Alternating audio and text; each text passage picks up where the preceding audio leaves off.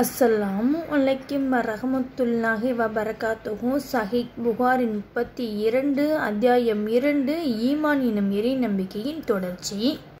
இறை நம்பிக்கை கொண்டு அதில் ஆக்கிரமத்தை கலக்காதவர்களுக்கே இம்மையிலும் மறுமையிலும் அச்சமற்ற நிலை உண்டு.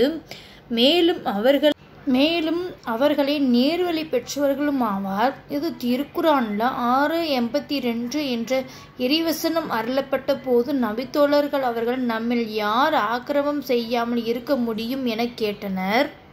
அப்போது நிச்சயமாக அல்லாவுக்கு எவரையும் இணையாகுவதுதான் மிக பெரும் ஆக்கிரமம் என்று திருக்குரான்ல 31:13 என்ற வசனத்தை அல்லாஹ் அருளினான் என்று அப்துல்லா இப்னு மஸ்ஊத் ரலி அவர்கள் இதை அறிவிக்கிறார்கள். இன்ஷா அல்லாஹ் இன்று சொன்ன ஹதீஸ் உங்களுக்கு பிடிச்சிருந்துச்சுன்னா உங்கள் ஃப்ரெண்ட்ஸ் அண்ட் ஃபேமிலிக்கு ஷேர் பண்ணி விடுங்க. இதே போல் இன்னொரு ஹதீஸில் மீண்டும் சந்திப்போம். அஸ்ஸலாமு அலைக்கும் வரஹ்மத்துல்லாஹி வபரகாத்துஹு.